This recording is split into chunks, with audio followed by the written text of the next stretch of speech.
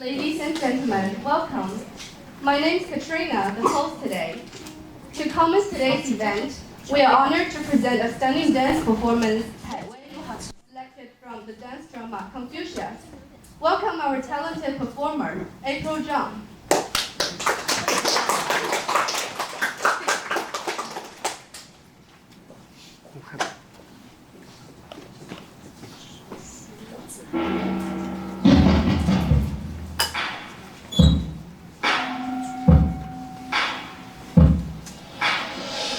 我一次双手撑着伞，把夜雕像归影自伤，如昨来的金苍大明，上回的三字经，面对世俗之情，我梦也想成熟情，要去寻找回答让原地不容他。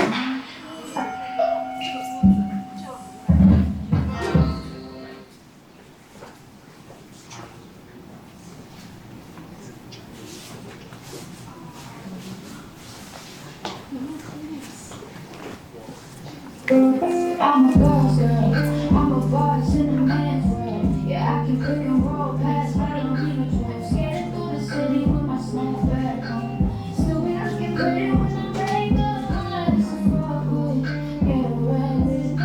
But me and you on the corner, know you walk right quick. They be like everybody, how you get so fine. But I don't do no favors, not a studio sign.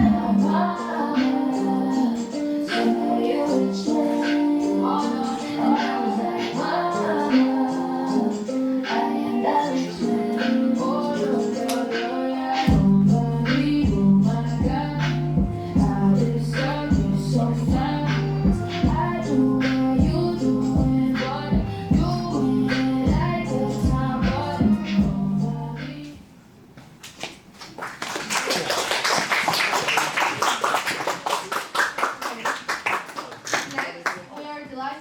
A special performance by Griffin Smith.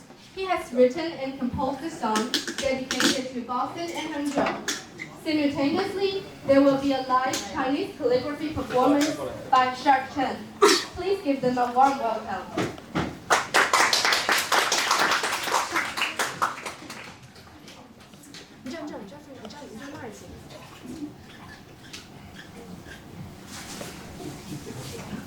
开始了。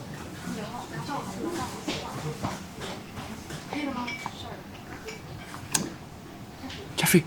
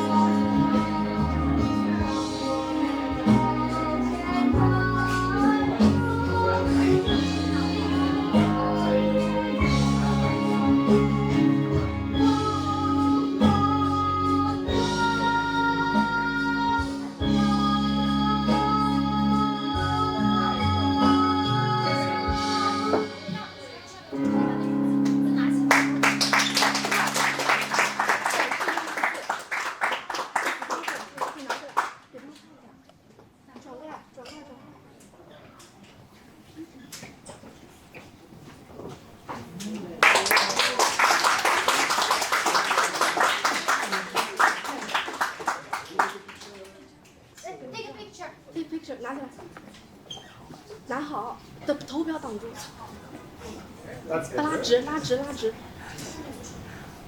Fantastic. Mr. James, this work is for you. I will like. Take a picture. It's fun. Okay, now you're gonna have to tell me what it says. Oh, is that what it says? Yeah. Fantastic. So nice.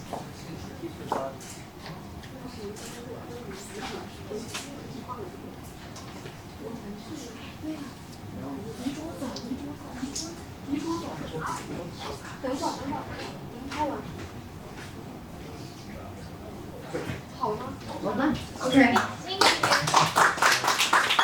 it goes like that? So what does it mean?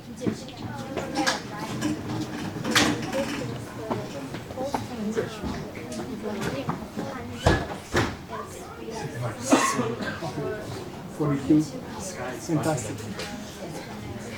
Is it dry? No, not yet.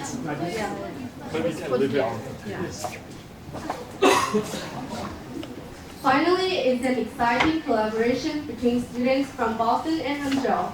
Together, they will perform The Legend of You. Let's give them a big hand.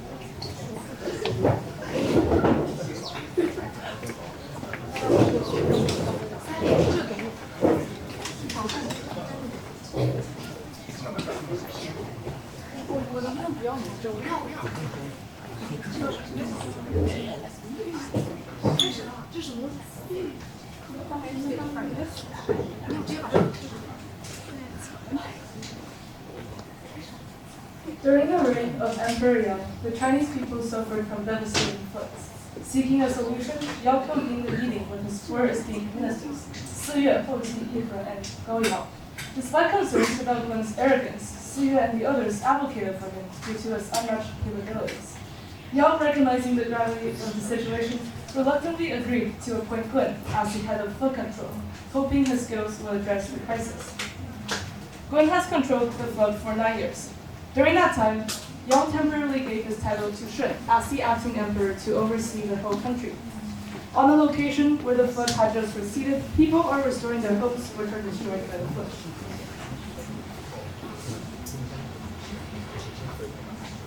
What happened? Are we suffering from floods again? The flood is still horrible, and all my crops and houses were wiped out at once, and my family members were also washed away. Everyone is evacuated. I don't understand. Since Gun has 9-year experience in controlling flood, why did this still happen? Actually, this is not the first time we've encountered overrunning floods this year. For the past 9 years, Gun and his accomplices have tried to fill up the gap in the Yellow River. But this method only works when there's a low water level.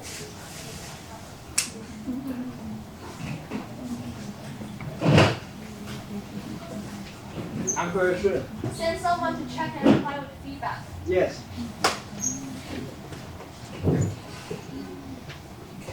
Many villagers were killed by the overrunning flood invasion.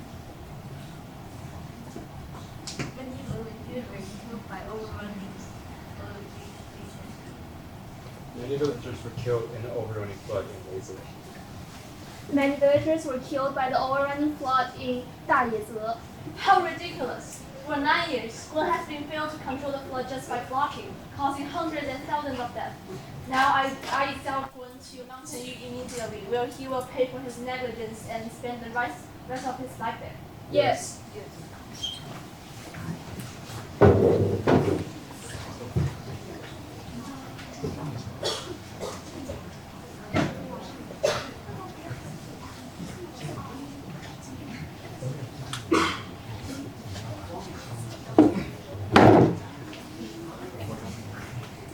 Gun's house. The soldiers came to Gun's home and arrested him. You have failed to control the flood. Now I exile you to Mountain Yu, where you will spend the rest of your life there. Am I clear? Yes. That is what I deserve. Come here. Yes, Father. This is the last time we see each other, and you should solve the flood problem for our people. And I didn't learn my lesson, and I always was arrogant. I hope you can become man, whose benevolence is admirable, whose words are credible, and whose virtue is not contrary. I will keep it in mind.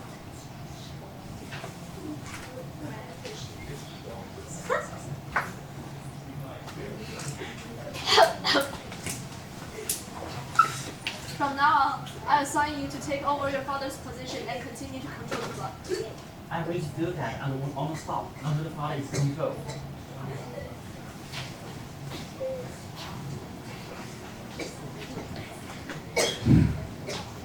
You measured wherever he went with the rope. He learned the lessons of his father, and he finally figured out the method which would lead the water into successful.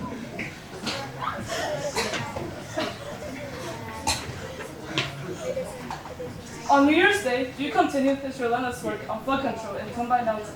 After a long day, he gathered with his subordinates for a meal to celebrate the festival. Yu, in a somber and pensive mood, left the dinner early. Noting his downcast demeanor, his subordinates discussed his painful sacrifices, as he often misses spending precious moments with his loved ones, like today, to ensure the success of his flood control. They recognized and praised Yu's unwavering dedication to his work. Later, Yu traveled to the east of Wangshan, where the Jishui and Yellow Rivers converge, to tackle the persistent flooding issue. Due to his father Gun's previous failures, Yu initially faced distrust from the chief of the villagers residing there. However, Yu was able to convince the chief of his new effective approach by proposing a plan to redirect floodwaters into the sea through newly dug ditches. Yu eventually secured the chief's support, and his implementation of the strategy was a success. Not only did it resolve the flood problem, but his promise to deliver safety and stability to the people also restored their faith, and their faith in him.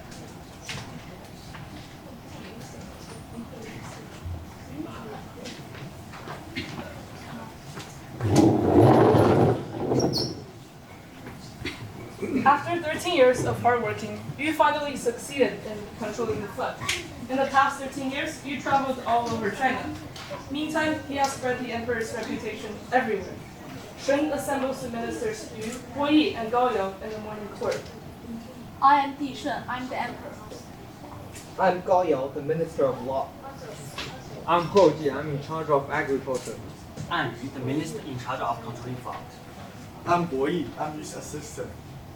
For 13 years, Yu has successfully controlled the flood and spread my reputation around the whole country.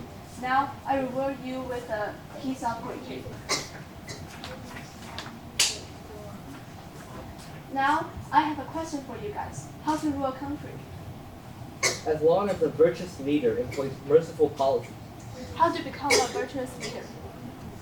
the one who acts properly, treat people generously, cherish talents, and think of long-term strategy, then that person can be called a virtuous leader. Exactly. Yu, how do you think? I just try to work hard every day. How do you define work hard? When I see the local people were damaged by flood, I want to do my best to find food as soon as possible. I built trees along the mountain trails as waypoint, guiding me and Bo Yi to provide rice and animals as food for the local victims of flooding.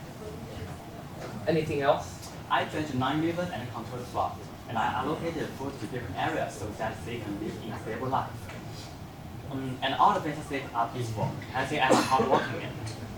Virtue can be judged by men's behavior. I believe Yu meets the standards of the 9 virtues, which he is kind, upright, gentle, warm-hearted, and strong. So he can be called an integrated man. I agree that Yu is a man whose virtue is not country. Now, I assign Yu as the next emperor. Yu is a man whose virtue is not country. 17 years later, Shen passed away. In order to resign the throne to Shang's son, Yu moved to Yangzheng with his family. But all ministers left Shangzheng and followed Yu, supporting Yu to be the emperor. So you had to accept the throne and name the country Xia Dynasty.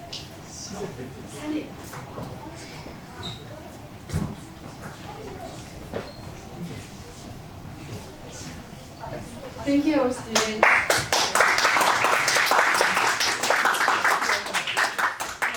So previously, Jeffrey has sung a song for the friendship between Hangzhou and Boston, and Jeffrey, welcome Mr. Gary Yu to the stage. 我不知道是哪个哦，这个直接可以按你点这个。现在吗？谢谢三米。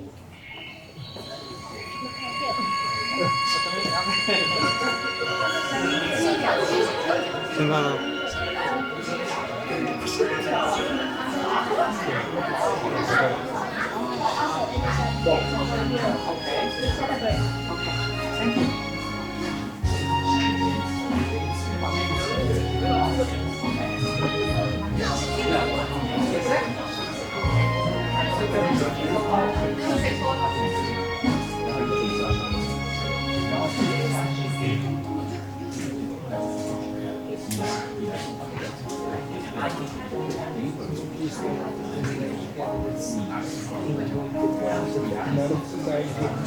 ？Okay, so now we have prepared a special gift for our esteemed guests.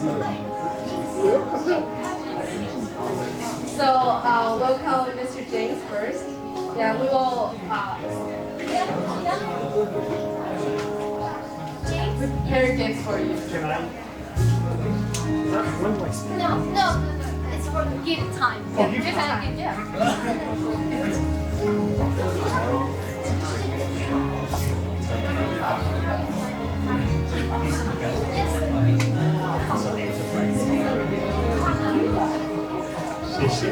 And also stickers.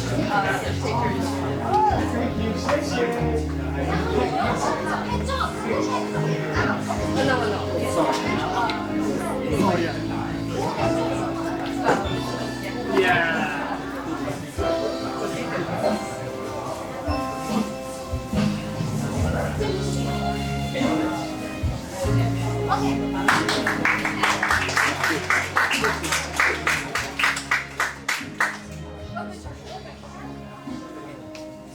Next, welcome Professor Erbil to the stage.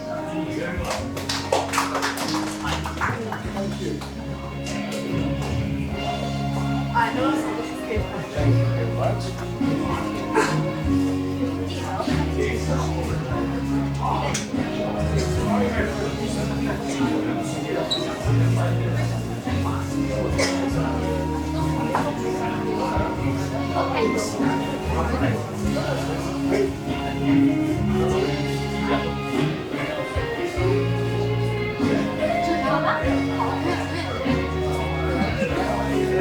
Next, welcome Professor Griffin Smith.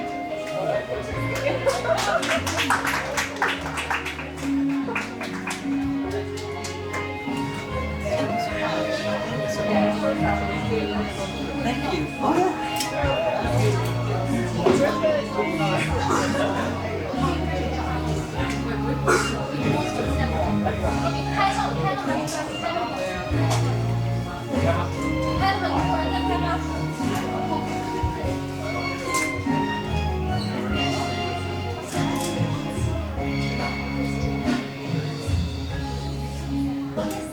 Thank you.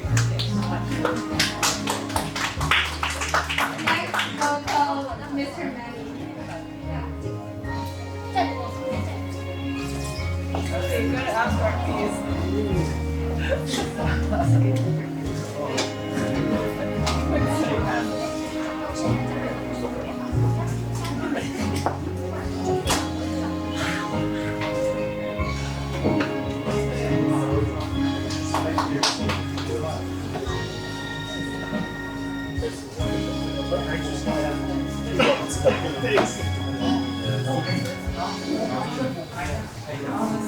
Okay, next welcome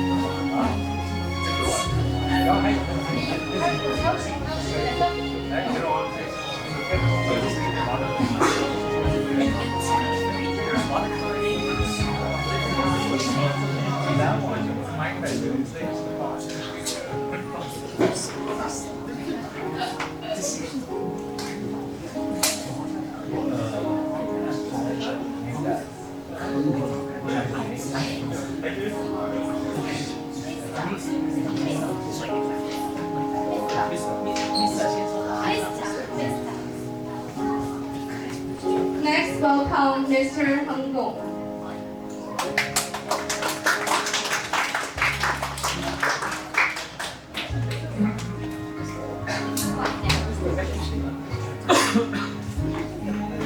Take a picture, James?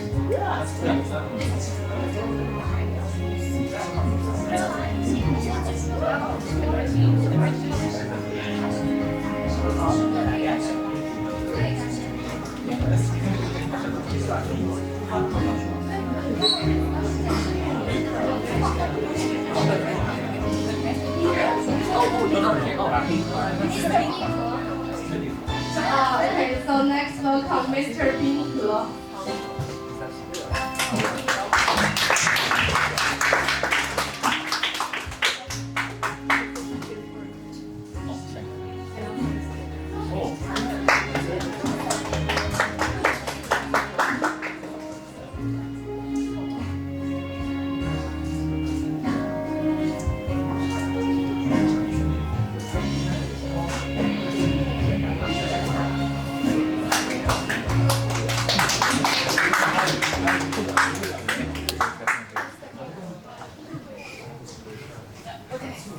Okay, next, welcome Mr. Gary Yu.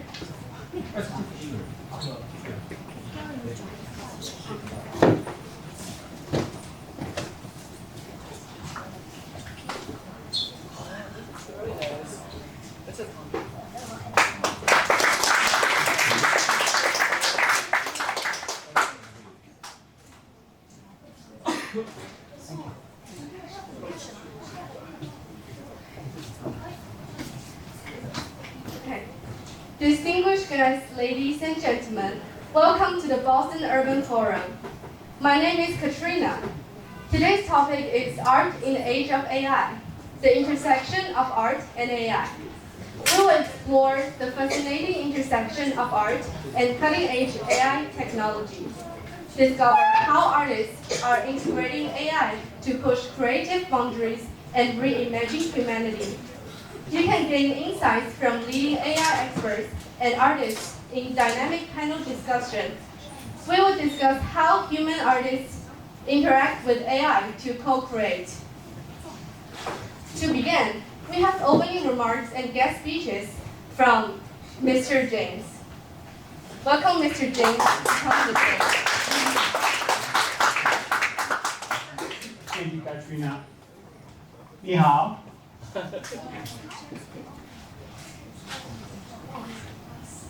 On behalf of Mayor Michel Wu, it is truly a pleasure to welcome all of you here today, and I'm honored to speak with such a talented group of students from Hangzhou, China, some of them that I've been friends with for the past 5 years, I think, 4 years. As Deputy Director of Global Affairs, I have the privilege of engaging with diverse cultures and exploring the ways technology shapes our world, our future, including the arts. Today, I want to discuss the fascinating intersection of AI and the arts. AI, once confined to the realms of science fiction, is now a transformative force across various sectors, including the creative arts. This technology offers artists new tools and mediums, enhancing creativity and expression in unprecedented ways.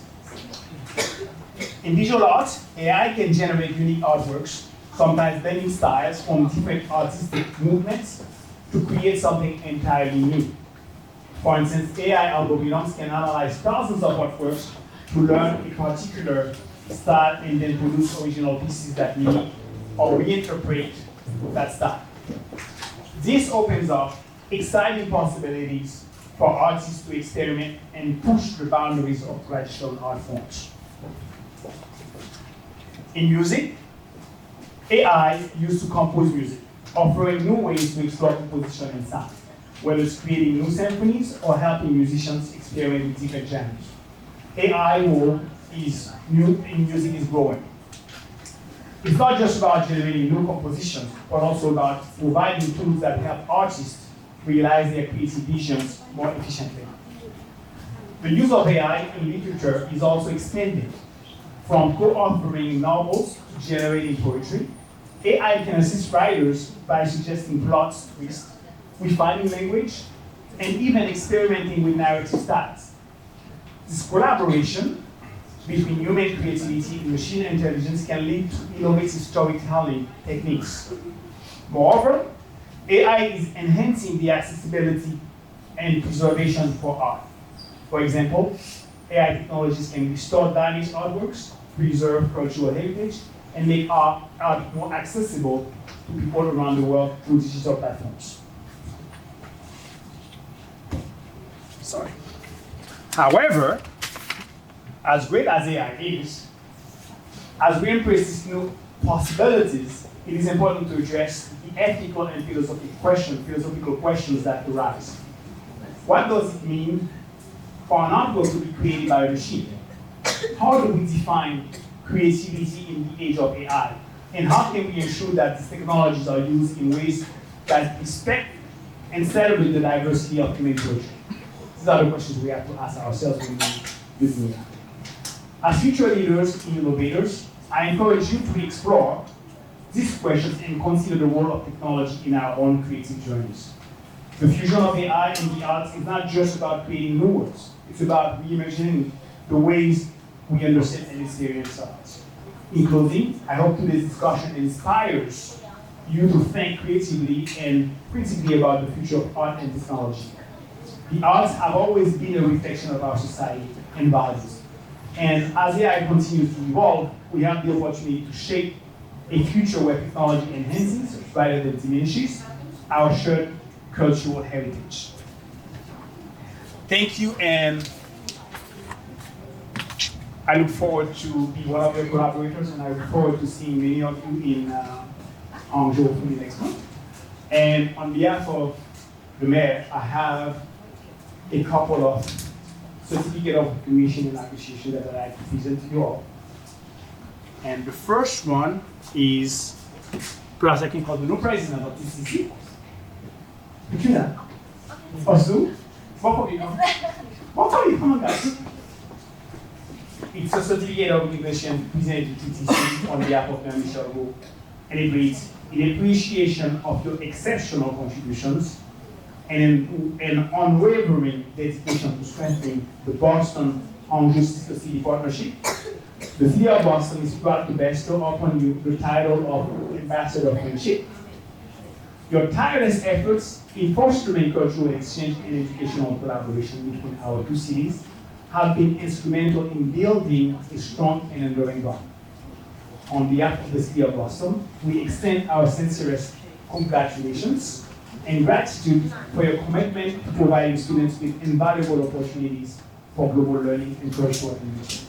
Signed, Michel Wu, Mayor of the City of Boston, August 1st, 2024.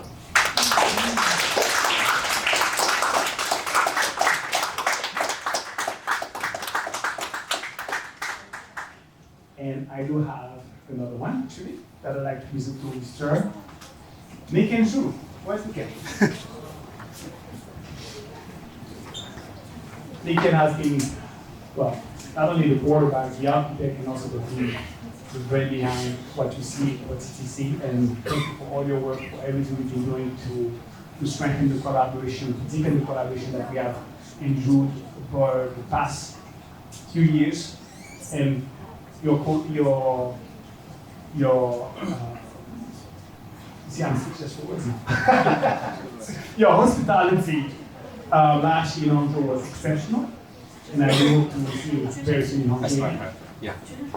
So, certificate of recognition presented to Nick and Zhu in appreciation of your tireless efforts, dedication, and invaluable contributions to the Boston Hangzhou Partnership and beyond.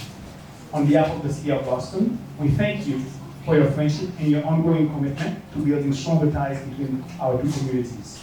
Signed, Michelle Wu, Mayor of the City of Boston, August 1st, 2024. Thank you.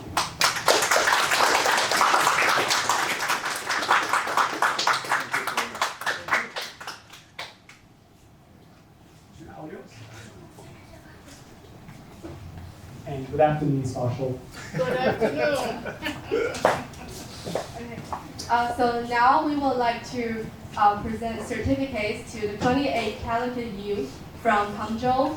Your participation in this program has not only enriched your own lives, but has also strengthened the friendship between our two cities.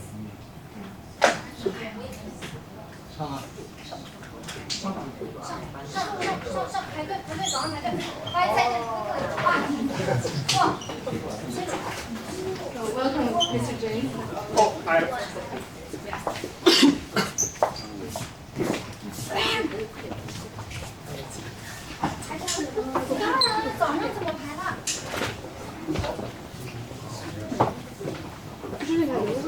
Excuse me. 绕一绕。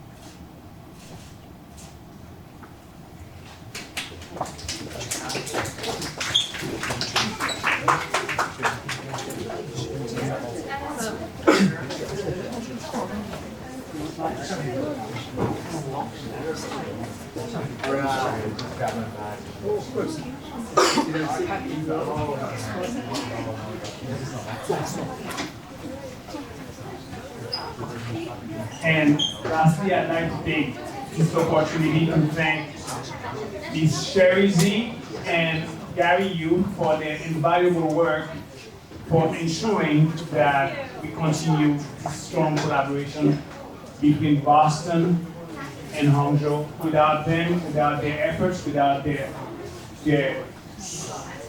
hard work, Gary is someone that is, I wonder sometimes if he sleeps at night, because I call him at every time, anytime I call him, he picks up the phone or he texts me right back. So Gary, thank you for all you do.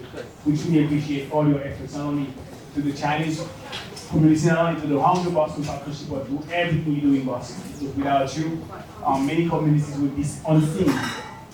And I'm glad that you're putting everyone in the center of what's happening in the city of Boston as opposed to the margin. So I'd like to acknowledge you for all you. Thank you so much. Thank you. Thank you for the friendship between us. And also I have the represented by the Hangzhou Boston Sister City Association. Yes. So I will give you the invite letter from the Hangzhou government. Invite our mayor and the delegation group to the September become the Hangzhou. Okay. Yeah. International Day? Yes. Okay. Okay. Just to let you know. Okay. Thank you so Yeah. much. Thank you. Looking forward.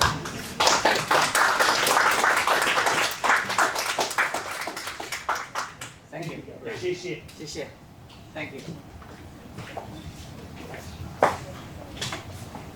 Now, welcome Ms. Alda to the stage. Yeah. And please, yeah. Good afternoon, students. How are you today? Excellent. My name is Alden Witherspoon. I am founder and CEO of the Witherspoon Institute. We teach leadership, etiquette, and arts development.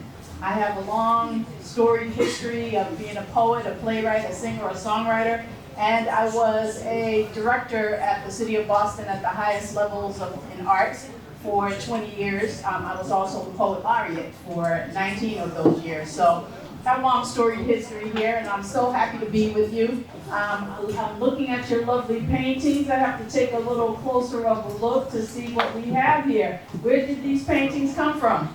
From Hangzhou. They actually came from there? Straight from Hangzhou, yeah. Okay. Did these students actually do them?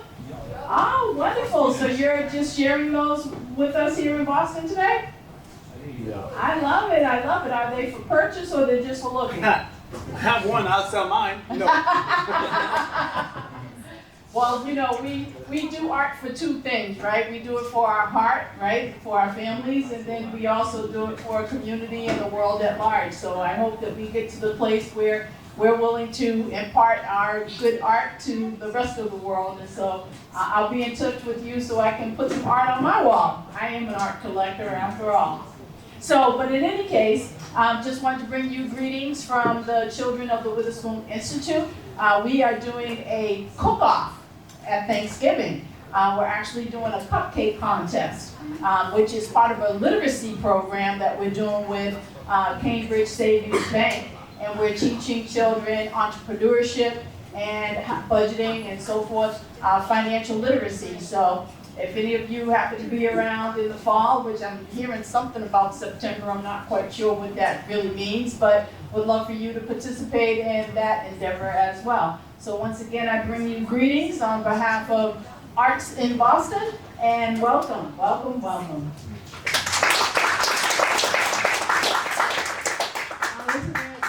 This picture is for you. Oh my goodness gracious! Oh, wonderful! Is this from you? Oh my goodness!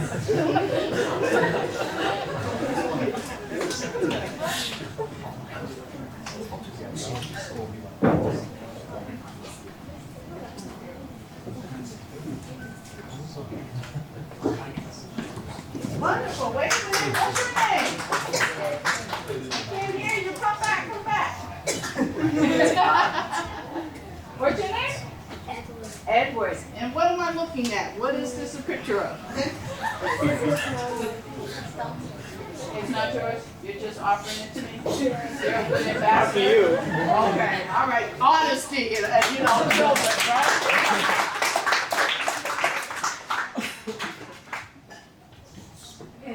Next, we have an engaging panel discussion. Our experts will share their insights on urban development and the role of art in fostering vibrant communities. Please welcome our panelists. Griffin Smith, digital artist, Rhode Island School of Design, Computation, Technology, and Culture. He designed the first AI studio courses at both RISD and Brown University. Ms. Wen Yu, multimedia artist, member of the art department at the Island Turing Institute, the UK's National Institute for Data Science and Artificial Intelligence. Ms. Ray Han-Zhang, PhD candidate at the MIT Media Lab. Gerin Wang, lecturer at Stanford University, currently teaching art and AI courses at Stanford. And also Mr. Manny, CMU graduate, great musician, and AI engineering.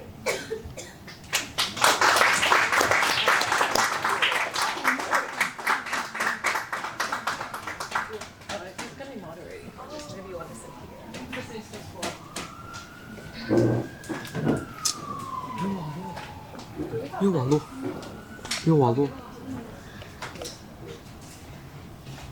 Hello, everyone. Hello. Thanks for joining here today in such a warm day in Boston. My name is Lynn. I'm art. Can you hear me? Okay.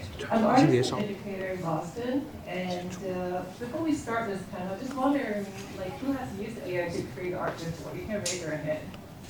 Oh, wow. Like 1/3 of this whole group. Nice. Okay. So I'm very passionate about AI as a new medium today, and I think it's going to open up a lot of possibilities for us in terms of human expression. So I think somebody just introduced everybody, and we have Grace joining online, right? Yeah, one moment. Technical difficult, but we can. Okay, that's good. So I think it's very interesting to hear everybody sitting here about like their vision in terms of how they utilize AI to create and to open up this space of ideas in the new era. So why don't we just get started, go around the horn to talk about like how did you first get involved with AI and what drew you into this like intersection of art and AI? Thanks for the introduction. I'm still a PhD student at MIT. So when I was a kid, I think my mom teaches Chinese literature, and my dad is a professor in mechanical engineering. So I was always thinking about my life would be about STEM. That's why I study biology and a lot of programming, AI, whatever. Yeah.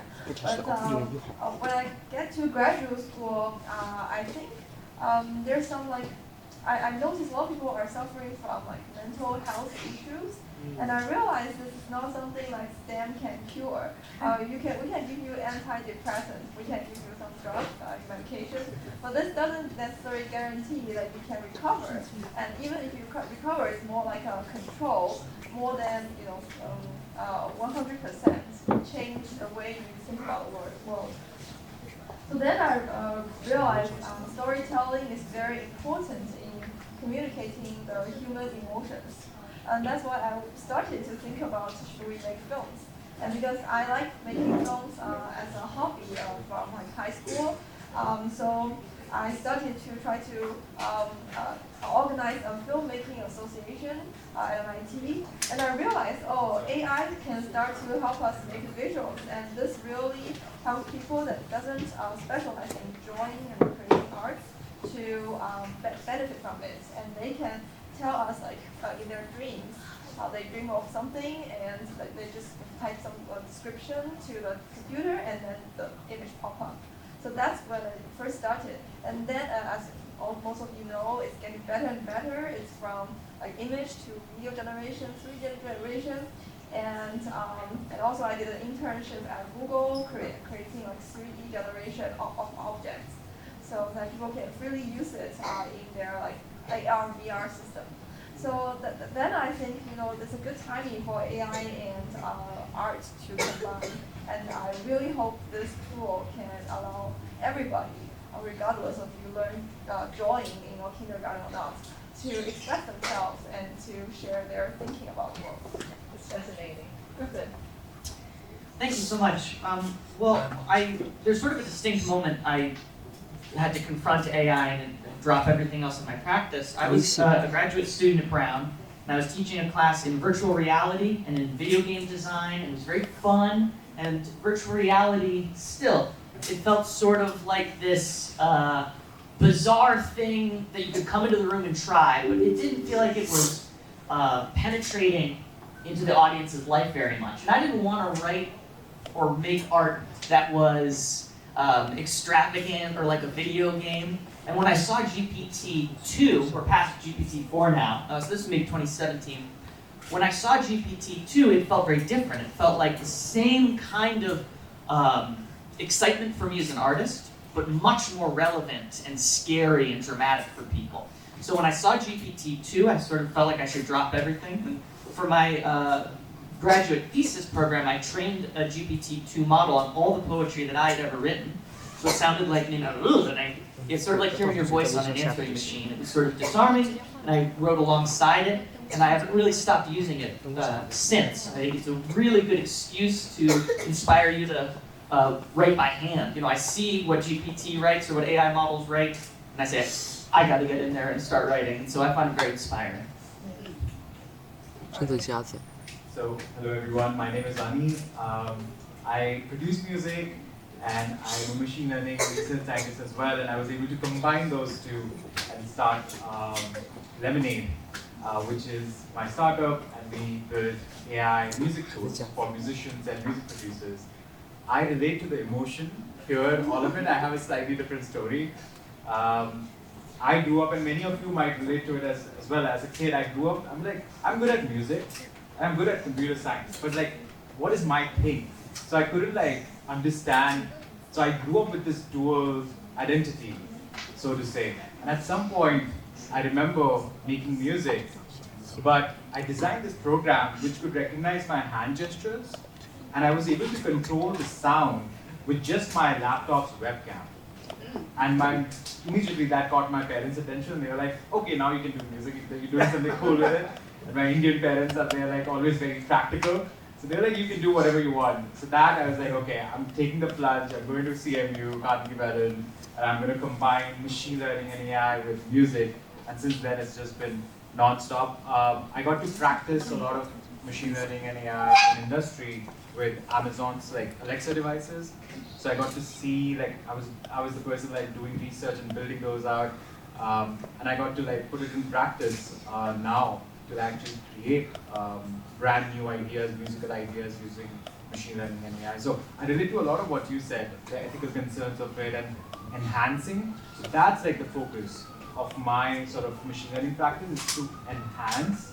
Enhancing is the key word for me. Enhancing human creativity rather than replacing it. So that's like the key aspect for me in all of this, and that's what excites me. But yeah. Thank you guys. I think everybody comes from a very diverse background, because Rehan, you use videography and AI, and Griffin cooks with language and AI, and Ani used music and AI. So I wonder, like during like your exploration, like the processes, what are the new discoveries, the new approaches that you use in terms of making art? Here you go. New practices? Yeah, new practices and new discoveries, like to make it like. In another word, like, do you believe that AI can open the new avenues for us, like in our creation process?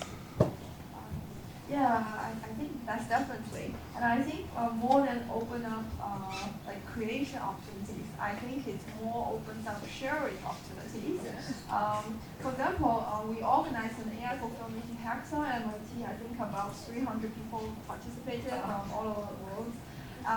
And I was very surprised to see a film. I think this film was about an Indian kid like hoping to that his parents stay more with himself, but then his parents have to work in the city. But then I realized, I look at the author list, I realized it's actually a Chinese person who made this. So I feel like, because they also use the AI for voiceovers, so it's really sound like Indian English. Then I realized, oh, you will not be very surprised to see everybody from different cultures tell similar stories. So I think that this is a moment, that aha moment for me, that we can try to tell stories, but regardless of the culture, everybody can appreciate. And recently, I know many of you have used like very mature commercial softwares. That's you type a sentence, something, video come up. But then recently, I think there's more of interactive creation. For example, I take a real footage of me dancing, and then I can maybe change my face, or I can drive an avatar to dance like I am. I think this will be, I believe this will be the mainstream creation habits in the future. Because if you just generate some like random character, and especially currently every footage may look different. You may not have a consistent character throughout the film.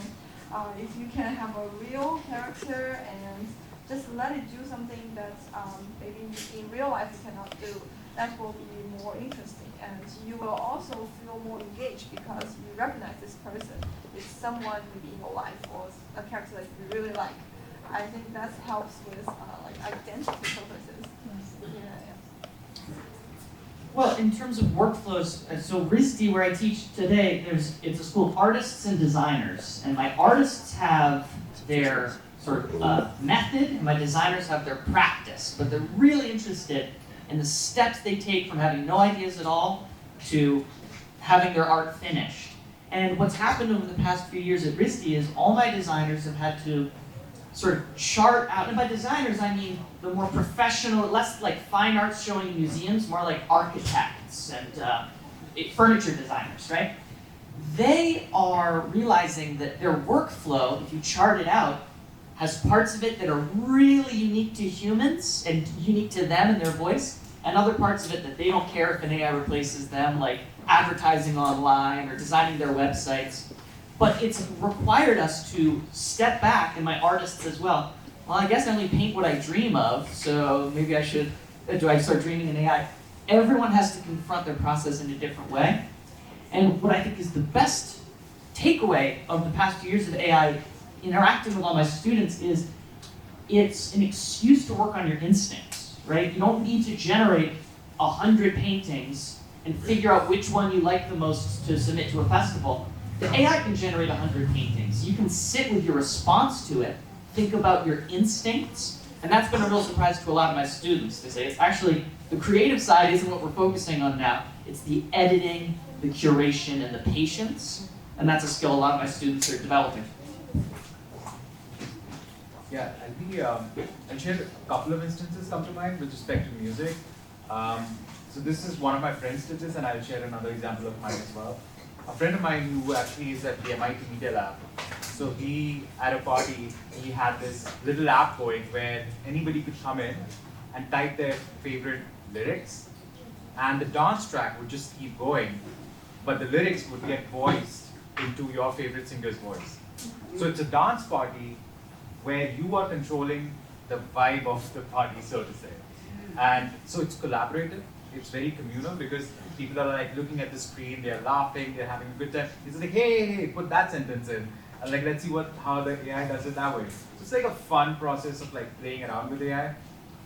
In the studio this other day, what I did was, I took that famous song, Espresso by Sabrina Carpenter, and I used AI to separate out the vocals a little bit, chop them up, play around with it, and then I started getting ideas. I was like, what if this song was like an Afrobeat song? Because I love Afrobeats. So I made an Afrobeats remix in all of 45 minutes. So one of the true advantages of like machine learning and AI in creative processes, what I see is like from ideation to getting the first prototype out. Like that distance has reduced. And another big benefit, which I've seen, is like low barrier to entry. A lot of us have amazing ideas. I think machine learning and AI tools right now, especially in like music, we were talking about like how this is the year of like AI and music. The barrier for entry, that elitism is gone, that you have to like spend like 100 years in a studio before you're allowed to like download this expensive software. Nope, you have an idea, try it out. Maybe your idea will sound good. So we are kind of dependent more on our core of our humanity, which is the core ideas where they come from, the practice of our own life experiences, and AI is enabling to bring it into a form factor that others can like listen to and share. So yeah.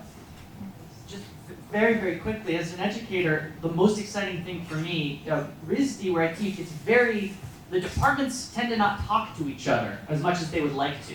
The glass blowers never talk to the ceramics artists, and they never talk to the architects. The one time I've ever seen them talking together, they're at a table at one of the AI events I put on going, this is so scary, what are we going to do about AI? So it's an excuse to talk across departments, because it's so scary for all of us. But to your point, because there's a lower barrier to entry, I've had jewelry designers make thousands of photographs with Midjourney, and that's a different part of their practice now. And they say, I'm not a photographer, what am I? And I say, that's not your problem. Don't care about what you are. The barriers to entry let students move across departments in media in a really exciting way for me.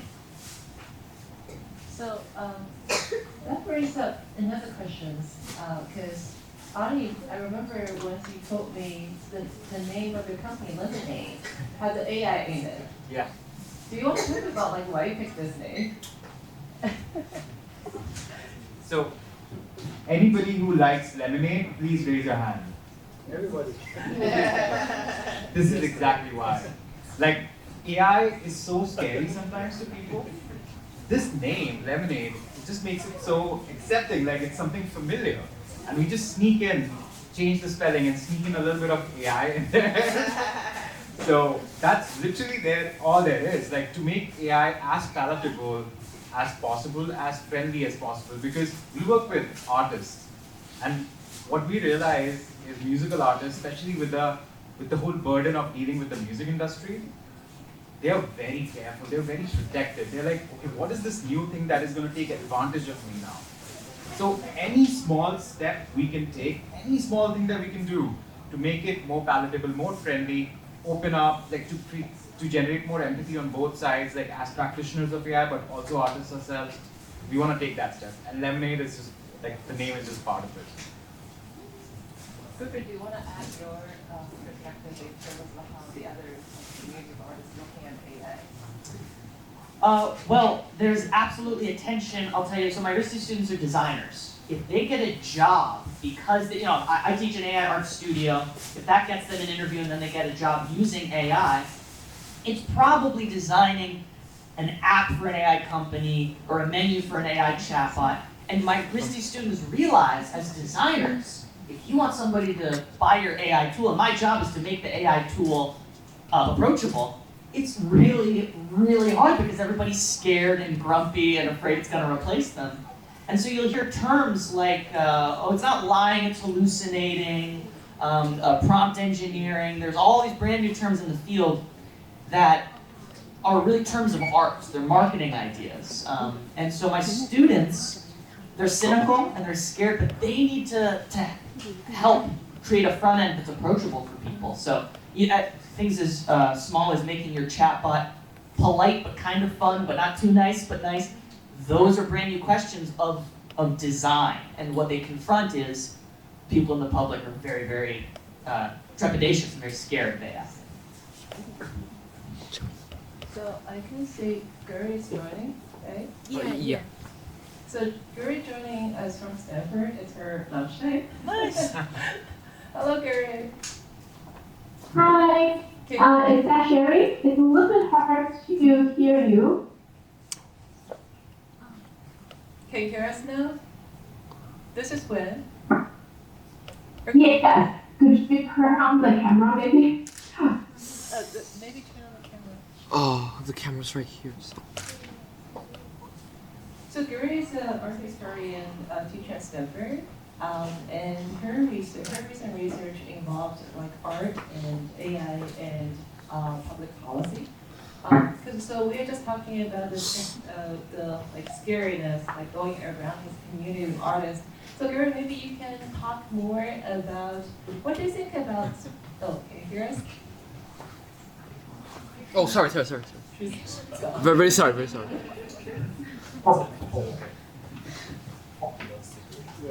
Hi everyone, it's an honor to be here and thank you for Boston Urban for inviting me. I actually had trouble hearing your questions just now. So I do research at the intersection of technology, art, policy, and environment. And since the advent of ChatGPT and the generative AI especially, my research has kind of pivoted to the intersection of AI and art, and especially what that means for our creativity and how artists have been experimenting with AI to create artworks and how it's commented on human uniqueness and societal values. Thank you, Guri.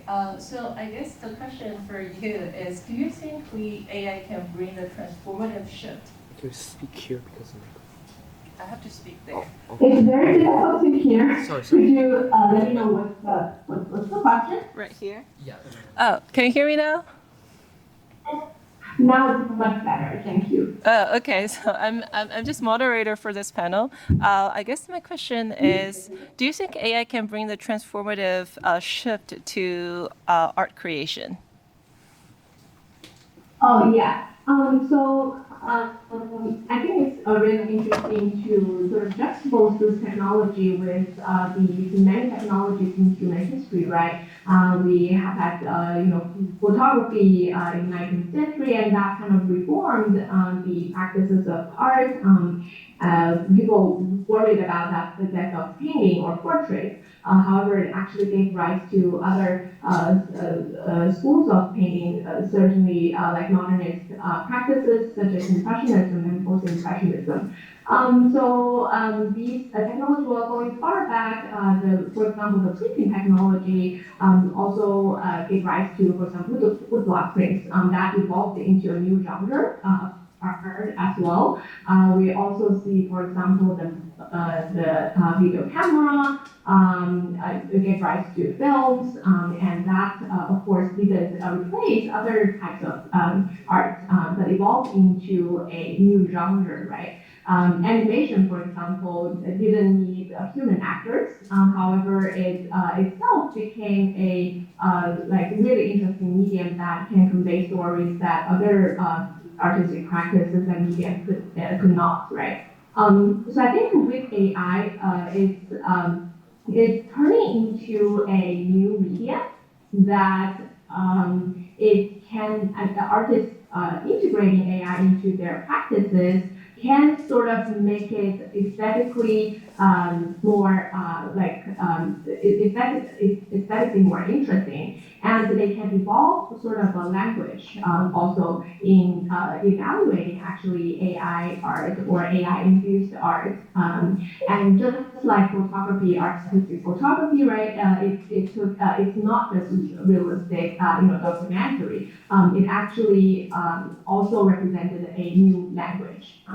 So I think that's really important to see this technology as a new kind of, I guess, medium artists could take advantage of, I guess, yeah. And of course, other artists and designers in other sectors could also think of how they pivot, how they redirect their creative energies.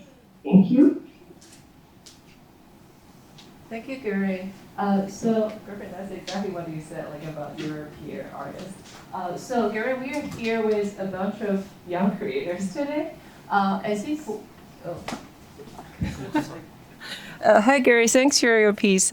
We're sitting here with a bunch of young creators today. I think part of your research also involved with how AI can promote creativity. So what are the suggestions that you may want to give to them? And can we turn on the video so she can see us?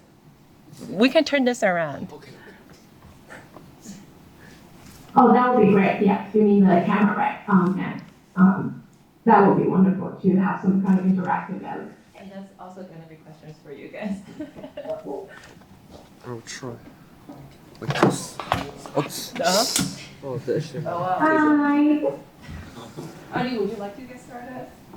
So I guess Just turn the whole thing around. Oh, yeah. Like, what can they do to promote their, to like help them to get more creative?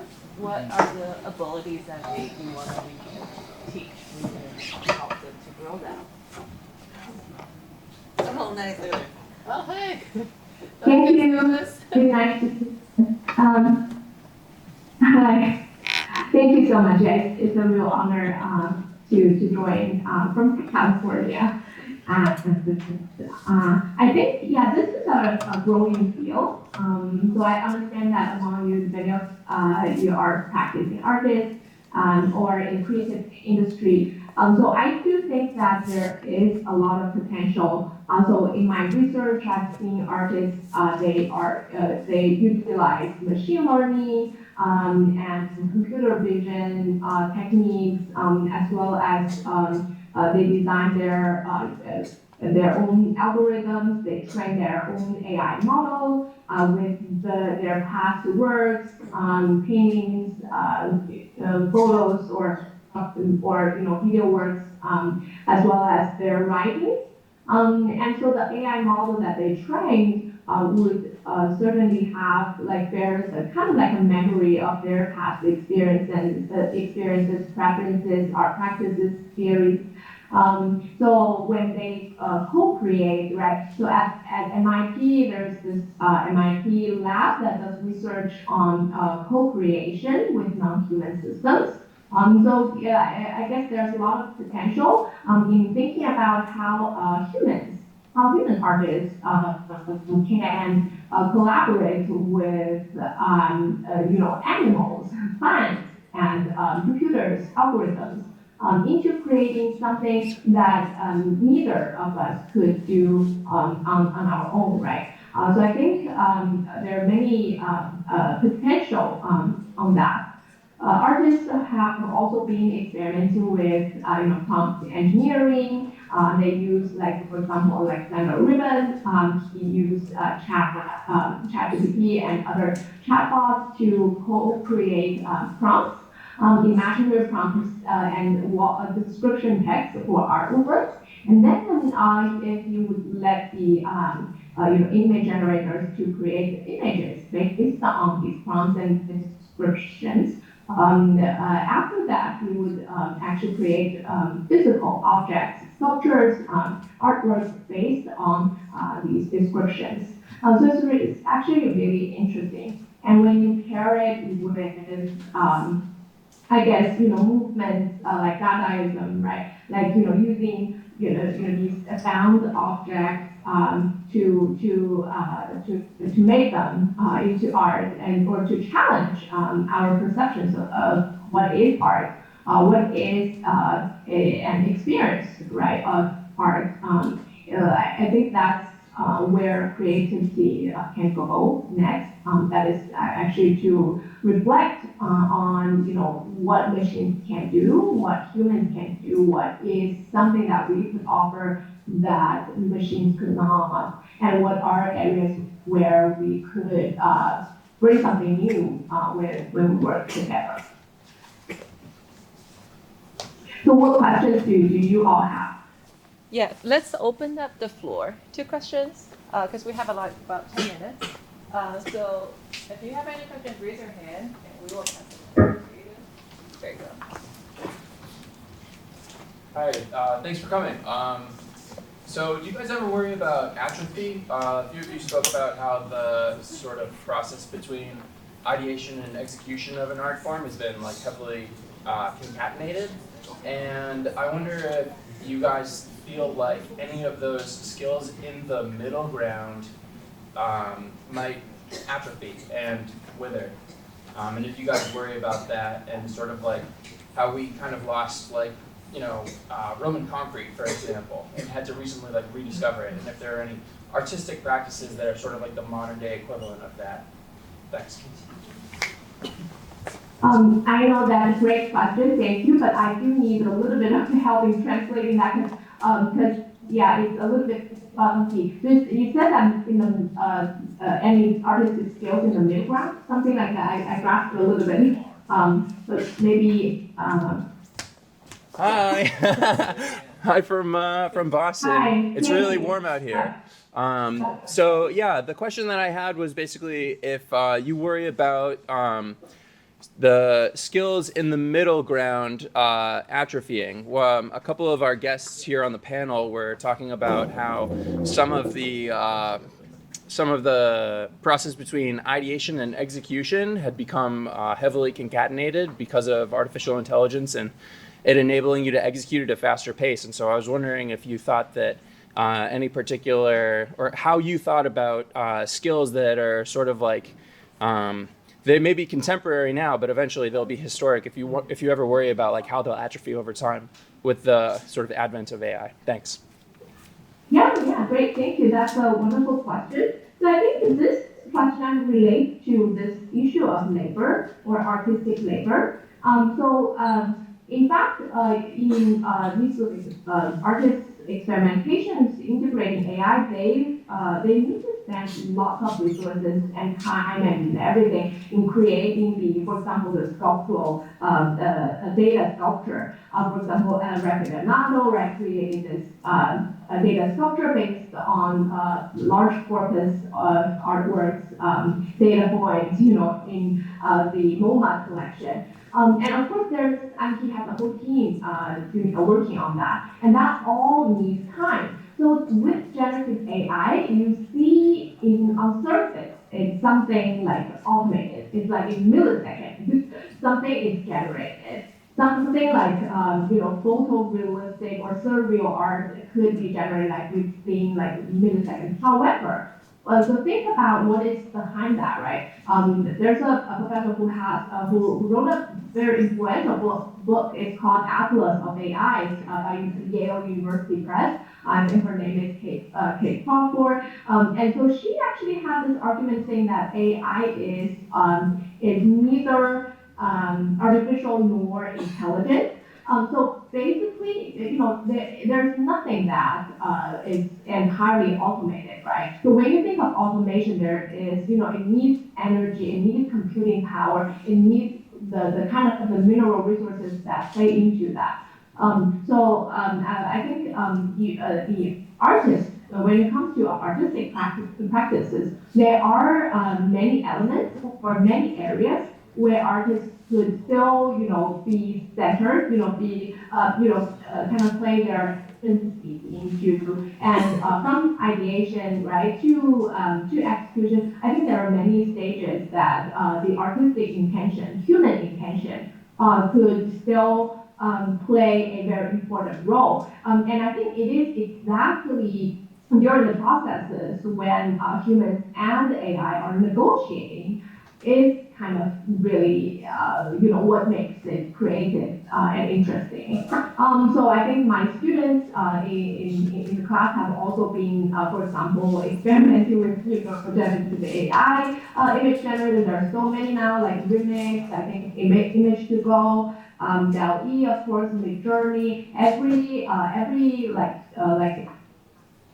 it's a little bit different. Their data set is different. Their training is different. However, I think when you, for example, prompt the AI to create something for you, there is a lot, for example, for you to think of, right? What kind of image, what kind of meaning would you like to create in this artwork? And I think it is that kind of process. Even in the ideation process, it could be slow. So just slow down and think of it and have many different iterations and then negotiate it with this AI system when this is not satisfying, when this is not matching what you want. You can raise kind of raise the bar, right? Challenge AI. I think what creativity takes place, from what I observed, is the point when artists are actually challenging AI. So during what you mentioned, this kind of middle ground or this whole process from ideation to execution, there are many opportunities for humans to challenge AI, right? For example, image generation tools are often too little, very little. So when you go back or just at the moment, you guys can all pull out your phone and try any AI image generation app, pick a story, a poem, or any quote or anything that you like most and ask it to create an image. Oftentimes you will sense how literal it is.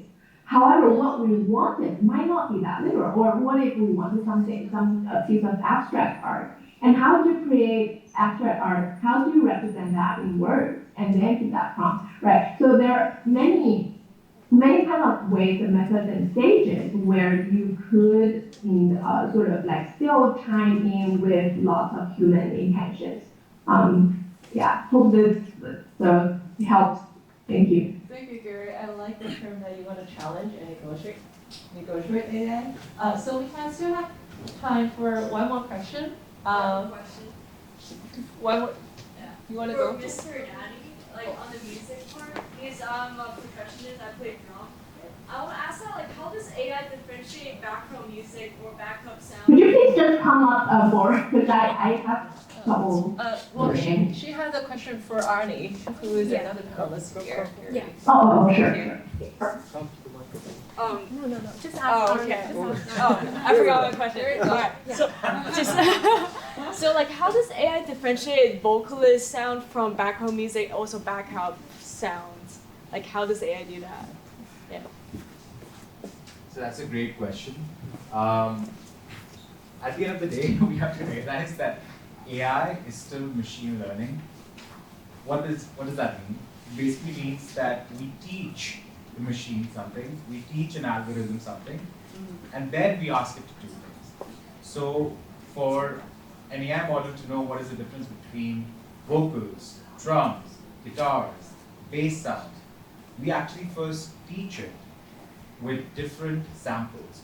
So like for example, the way I would teach, so that if you want to like, if you're curious about like exploring those side of models, they're called stem separation models, right? STEM, stem separation models. If you Google them, you'll find them. The way we train them is we take a full song, but we also take its parts. So we take a vocal track, we take a bass line track, a drum track, and we teach the model that, okay, this is a drum track, and this is how the full track looks like. This is a vocal track, and this is how a full track looks like. So we create these examples for the model, for the AI model to even understand that, okay, this is what drums are, this is what the vocals are. And then, when it's out in the field, I give it any track. It has already learned how the vocals, like how to get the vocals from the original track. So it starts to learn, it starts to get better. But at first, you have to teach it like the difference between a full track and vocals. Yeah, is it more of the frequency side, like the physics side, like which low bass, like? That is true, but think about the time when a vocalist also has a super low frequency and the bass sound as well. So there's a slight difference there. So you have to learn it intelligently, and that is where these complicated AI algorithms come into play. You just show them examples, they're off to the races. I see. Yeah. Thank you very much. Yeah, of course. Great question. Do you guys want to do one more question? Yeah. Yes, Yeah. fine. Go ahead. Here we go. Questions? So we're going to do more? Yeah. I am the artist of so I am just interested about the the AI can do the painting, but what kind of painting do you belong to? Oil painting or watercolor or something else that I want? Maybe Griffin can answer.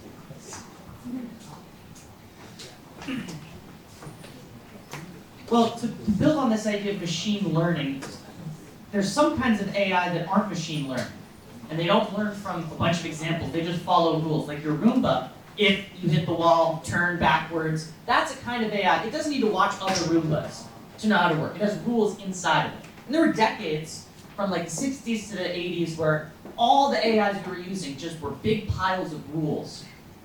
Midjourney, that I would use to make what I call, we can make 100 paintings. It's not following any rules about where trees should go, what brushstrokes should look like. Nobody's given it any rules. Instead, machine learning gives it examples. I'm not going to tell you how to paint, but here's every painting on the internet. Billions and trillions of examples. And those examples are paired with text. Here's a painting of flowers, here's a painting of a girl. And instead of being told flowers are these colorful things that you make with a few brushstrokes, it's seen a billion flowers and it can reproduce things that look like the examples. So to answer your question, it's seen as much image data from the internet as it can possibly find. All the oil paintings that we have images of, this AI model has seen them. So when I say it can generate 100 paintings, I mean you can give it 100 different captions, like a girl next to flowers by Monet, a girl next to pink flowers. You can give it 100 strings of text, and it's not actually generating any materials. There's no oil paint being used or any watercolor hitting canvas, but it's seen the pixel patterns of billions of paintings, and it goes, I know what that is, what do you want? Monet, here's some pixels. And those pixels are so high fidelity and so impressively rendered, it looks just like oil paint, even though it's not really a physical thing, it's just a pixel of grid. But it can do absolutely any style of art in 2D. Not Chinese calligraphy. Yes, well, Mike can't do them all well. So one last question, right? Okay, thank you so much. So I have used the AI drawing model for a few years, like stable diffusion, Midjourney, and like GPT-based daily screen. So I have a question like, it's very hard to get the correct prompt to input because we need to prompt and counter prompt. like 50 to 100 prompts, and you can get one perfect image. But it's very hard to get that. I tried to use large language model like Llama 3, Llama 2, and ChatGPT, and like the newest model like Rock. I tried all of them, but it's still very hard to get correct prompt to get a perfect image, because sometimes if I ask him that model to generate a graph like a bird, it still cannot draw the correct one. I mean, it may even lose the main item. So even the details is great, but it will lose the main item. So can you give some suggestions to use large language model to assist with that? Well, this is a brand new problem that all of us artists are facing, this problem of prompting. Many of my students who are at universities studying art say to me, the whole reason I'm painting this is I can't describe what I'm feeling in language. I can only, if you want to know how I feel, here's my painting. If you saw the perfect image of a bird that you were looking for right in front of you, even then it would be hard to explain it in words. It's a real difficult thing. So my solution is I just try to let the model generate 100 images, and I will just try to select one of them by myself. They're so fast that you're exactly right. You can confront that problem with scale. It's not giving me exactly what I want. Give me 1,000 and I'll tell you the closest you get. So that's one solution. Yeah, because I just have like one graphic card, like 4090. So it's very, it's very hard to generate a lot of graph just by my own computer. So the cloud computing is so expensive in Arab. It's just like $20 per hour. So it's very hard to. Yeah, scale is all well and good, but if scale is expensive, it's hardly scale at all. I think that my general advice to you is to, all the image models are different as well. So which one did you like the most? Maybe it's just stable diffusion. Yeah, I think that's most in line with what you want. It's the most tweakable. Longer, the better for prompts. I don't think you want a large language model to help you generate them. I think you want to have a practice of writing prompts by hand that are really long. And when you have one that you like, you copy and paste it, you split it in half, you work on it again. I have a list of 100 or 200 prompts that I add together and build and remix. You should have them laid out like paintbrushes for you to use. Oh, actually, to make it faster, I just generated a low resolution graph and just use the top-end AI to super resolution it. It goes it's just 200 billion, no, million pixels, and output 2,000 million pixels. Yes, and so this is what my other students at RISD have. They take their ink, they wash it in this machine, they knit it in that machine. They have these workflows. You have a really complicated AI workflow. You hand it from one software to the next. You're talking about your GPUs. It's very important when you hear AI is typing text in and getting something out really easily to be aware of how dense this workflow is and how artists say, it's still not what I want. What does the future look like? The last question is just I have tried to turn the large language model like Llama 3 because it can be fine-tuning and it can be trained as the task of that. It can just be generating the prompts for the AI model. So I have tried to fine-tune the large language model, but it's very hard to input a lot of image details.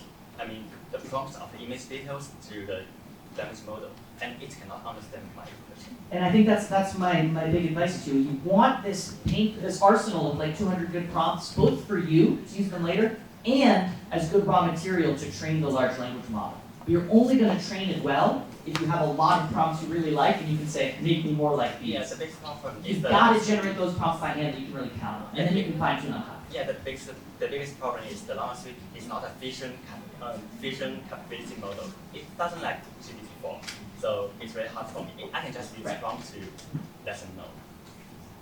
Thank you so much.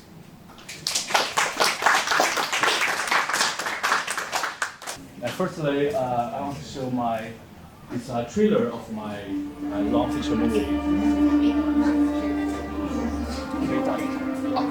咱们说好了，你要是那什么，让我早点退了。再关机20你的时刻，可真受够了。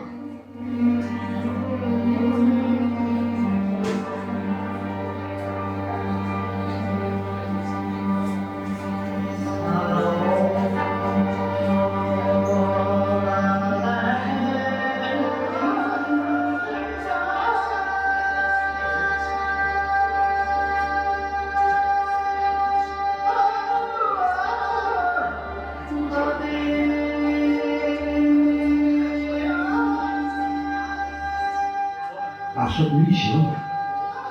哎，这跟咱没关系，那是地方经常的事儿。咱们的任务就是老七。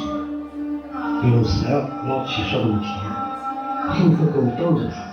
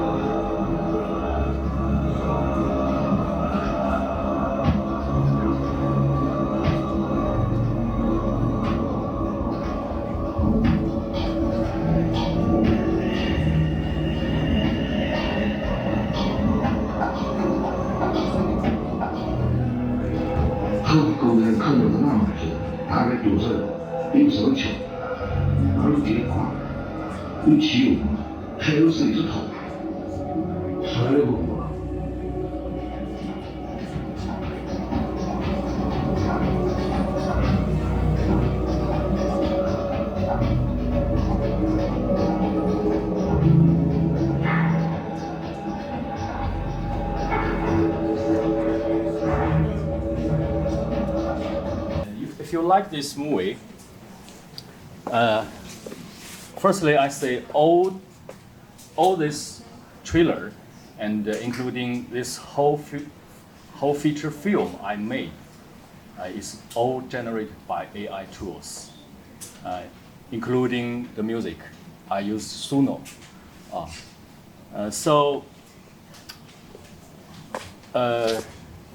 A lot of guys said I am the first man to make the original AI-generated movie. I don't know, but all the film I made by the AI tools, I write the story, I write the script, I use the promote to generate images and videos by myself. So now I'm working on a long feature film, 90 meters long. Till now, I think maybe it is our longest AI-generated movie in the world. Because I know all the guys who love to make the short movies, the experiment movies in the world. I am the radical test of a lot of AI tools company, so I know the guys. They are all working on some short series AI generated movie, even just a few seconds. And because if you want to make a long feature film by AI tools, it's hard to work. Just like you said, the AI tools is not easy to control. Because the same prompt, if you ditch in the computer, ditch in the Midjourney or Stable Diffusion or the runway, maybe it borns several different results. For example, if you give a prompt to Midjourney, a man kills a woman, maybe the result will be the man kill a woman, maybe.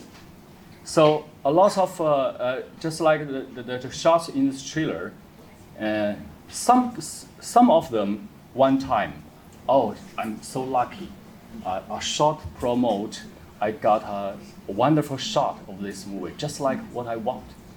But just like the shot, the two men pinning on the grassland, maybe 30 times. And it's this shot from my friend. I cannot make it because I don't know why. There's no logic. There's just time by time. And so a group of my AI generated friends, we waste maybe half an hour, and suddenly this guy give me this video. Okay, I solved this problem. Amazing, good. So why actually I'm a writer. I'm a new immigrant from China as a writer. Why now I'm working on the AI generated movie. There is a story. As a traditional writer, I always think I'm not good luck. I have been written a lot of fictions, maybe millions of words, a lot of script, a lot of short fiction, including some science fiction, criminal fiction, love novels, and even some criminal script. I sold a lot of copyright of my fiction and script, but my bad luck is none of them was changed to movie or TV series. Even such of them a long history fiction of mine, I sold it 3 times, but it's still not going to movie or TV series. And even now, there is some new problem, just like a culture censorship of our government. My book cannot be published in China now, some of them. So, one day I meet Midjourney. A guy showed me, you look, a new time is coming. So I began to learn how to use the text to image. Then I found there is some tools like runway, like Stable Diffusion. Almost time, sorry. Oh, okay. Okay. So I make it shorter. So I make AI generated movies. My aim is to change my fictions, my novels, to movie or TV series or cartoons by myself. It doesn't matter about market, doesn't matter about the investment, even policy.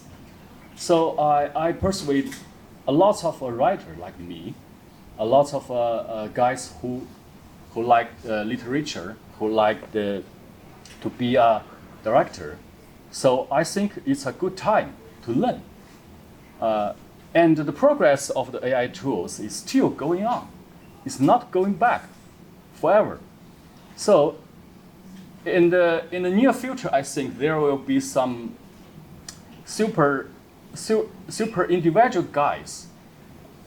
He has talent to write good story. He has ability to accomplish a lot of script. And in the past, he has to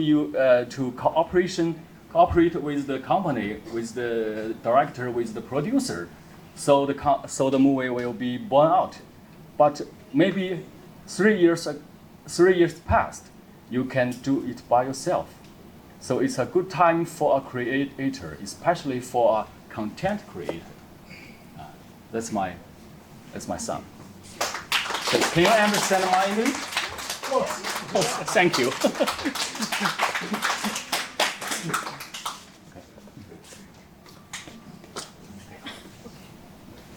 Thank you, Dr. for that fascinating introduction. Now we turn to our student groups who will present their projects.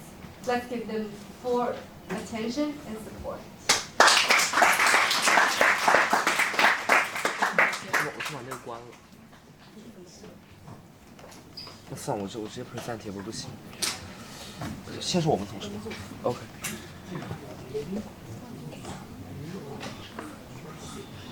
等一下，我先把声音关掉，万一那个等会儿又突然播放。OK， 就直接翻译。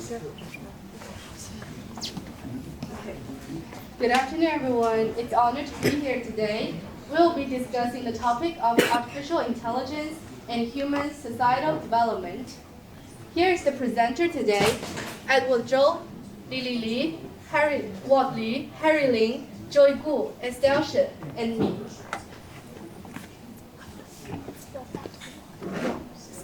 In this rapidly changing era, artificial intelligence is not only a technological innovation, but also a powerful tool and source of innovative solutions for addressing various challenges. Today, we will introduce the digital interface, City Brain, and Hangzhou, and discuss how it impacts traffic management, public safety, environmental monitoring, urban management, medical services, and consumer services. Now, let's welcome our first member, Lily, to share the impact of AI on traffic management. In Hangzhou, City Brain has significantly improved urban traffic management by optimizing traffic light culture. It has reduced the average traffic jams and delays. For instance, on Yishaotang elevated road, delays dropped by 50.3%, saving 4.6 minutes on travel time. Additionally, the City Brain predicts road conditions, reducing accident handling time and congestion. It can automatically detect up to 30,000 incidents per day with over 95% accuracy. This innovation has boosted traffic efficiency, travel safety, emergency response, and overall quality of life in Hangzhou. It also drives innovation and economic growth, promoting sustainable social economic progress. I believe the City Brain will continue to play an important role in Hangzhou's urban development. Next, Walt Li will share his opinions on the application of artificial intelligence in urban security. Developed by Alibaba Group and the Hangzhou municipal government, Hangzhou City Brain uses AI, big data, and cloud computing to enhance urban management as well. Some key functionalities of this Hangzhou City Brain include real-time data collection from over 1,000 cameras and sensors, allowing it to make intelligent decisions and rapid response. The advanced surveillance system of the City Brain allows it to detect anomalies and suspicious activities in the cities, therefore flagging them for police investigation. The Hangzhou police force also uses the city brain to assist it to prevent and solve crimes more efficiently. The advanced analytics of the city brain allows it to forecast crime hotspots in the city and allowing more patrol and monitoring. Since the implementation of the city brain, Hangzhou's overall crime rate has been reduced by 15%. The time needed to solve crime cases has been reduced by 15%, and the number of major public safety incidents have dropped by 30%. Moreover, a safer environment attracts more businesses, creating more job opportunities, and fostering local economic growth. A dropped crime rate also allows reduced healthcare costs as well as a better quality of life for city residents. Hangzhou City Brain is significantly improved public safety as well as societal development. Next, let's welcome Harry Lin to introduce the role of artificial intelligence in environmental monitoring. Okay, so in recent years, the global warming has become a major issue that most of the countries need to deal with. So the Environmental Protection Department in Hangzhou, they use the latest AI technologies in order to minimize the pollution. So first, in terms of the air quality monitoring, Hangzhou has been used expand its network and use lots of AI technologies has increased to detect the air pollution. In this way, the air pollution has been, the accuracy of the AI pollution rate has been increased by 25%. And for example, the number of the air quality monitoring stations in Hangzhou increased to 50. And the error rate of the daily average concentration of PM2.5 and PM10 has been reduced to 50%. So the data helps the city to identify the pollution sources and take more appropriate measures. And moreover, Hangzhou is always famous of the West Lake, Tiannang River, and Southern Islands Lake. And in this way, the water quality monitoring is quite important. With the usage of the AI technologies, it enables the real-time monitoring of pollution in the early warning. From 2022 to 2024, the coverage rate of water quality monitoring systems increased by 30%. And also, the accuracy of the early warnings improved by 30%. The application of such technology provides solid technological support for the protection of Hangzhou's water environments. And with the continued usage of this kind of AI technology, I think it will greatly improve our physical health and better to promote our social development. And also our people's qualities of life will continue to be increased. Now let's shift our focus on how the AI technology used on the urban management. Now next we'll come to Joey Gu. Okay, at the beginning, let's look at how Hangzhou City Brain improves government efficiency. Relying on the City Brain, Hangzhou has formulated the principle of 1 minute for inspectors to receive instructions, 3 minutes to respond, and 5 minutes to arrive. Moreover, Hangzhou City Brain can effectively match resource deployment by building a 5-3-1 logical system architecture. In the medical field, the City Brain allows medical insurance patients to enjoy the convenience of seeing the doctor first and paying later, which saves the time for medical treatment and hospital charging windows. At present, there are 254 public hospitals has provided this service, with a service satisfaction rate of 82.7%. In addition, Hangzhou City Brain app is loved by the public. The number of surveys reached 204 million times, and the number of cases 41.09 million times. The positive feedback rate is as high as 99.99%. The experience part activities allow citizens to experience the result of digital reform and inspires more people to learn about digital thinking and promotes the development of society. While Hangzhou City Brain revolutionized city management through efficiency and resource optimization, artificial intelligence also plays a critical role in enhancing healthcare systems. Now, Katrina will share the contribution of artificial intelligence in the medical field.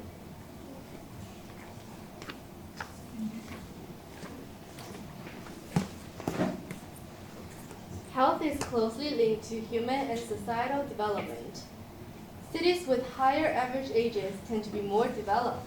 Advanced healthcare systems significantly contribute to higher life expectancy. AI enables early detection of chronic diseases, allowing for timely and cost-effective treatments, extending lifespans. Cities without advanced medical technology may struggle with untreated diseases, affecting their workforce and development. For example, Beijing with advanced medical resources has a 60% early detection rate for chronic diseases and an average life expectancy of 82 years.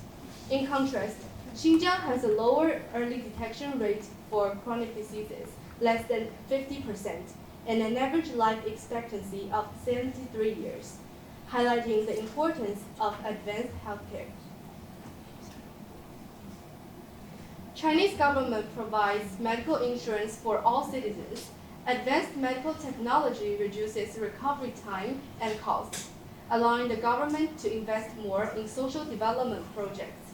In 2023, Hangzhou's medical insurance fund surplus increased by 16.6%, indicating reduced personal healthcare expenditure and improved health outcomes. This surplus was invested in key projects like e-commerce, contributing to Hangzhou's success in this sector. The Hangzhou City Brain platform plays a crucial role in smart healthcare, reducing hospital waiting times and enhancing ambulance response, and hospital coordination for faster, more accurate treatments. With AI applications, we believe humanity and society will continue to develop further. Hangzhou City Brain has not only made a great contributions in the medical field, but also improved overall tourism and consumption. Estelle will share how artificial intelligence can effectively drive economic development. By integrating with AI, Hangzhou City Brain also facilitates people's life in terms of consumer service, which is shown by the improvements of local people's life and travelers' experiences. First of all, the Hangzhou City Brain brings a more convenient and efficient consumer service experience to locals. Previously, using public service, finding nearby facilities, and ordering meals, planning trips cost a lot of time and efforts.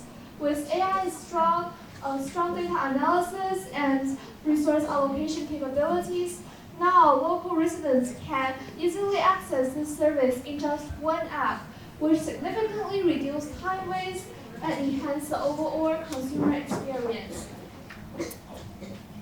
Secondly, tourists who come to China also benefit from the Hangzhou City Brain. The City Brain uses AI to provide recommendations for tourist attractions, cultural events, and shopping destinations based on personal preferences of tourists.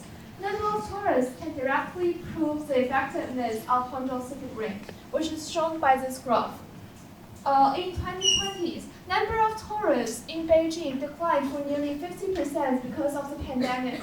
However, Hangzhou City Brain is put into use in 2020, so the number of tourists in Hangzhou did not decrease significantly. Looking ahead, we are excited to see artificial intelligence to make even bigger strides in various areas, pushing forward social progress, economic growth, technological innovation, and cultural richness.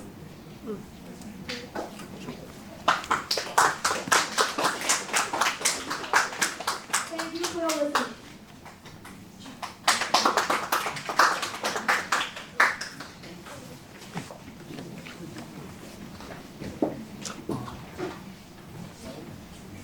Final 版本吗？对，是。结束翻译，然后检查一下放映。调到第一张。哦。那就放映。从头开始，你直接点从头开始。你确定吗？因为它刚好是自动放映的。没事，看一下。摁这个，摁这个。没事。摁这个，摁这个。摁这个，摁这个，摁这个。没调。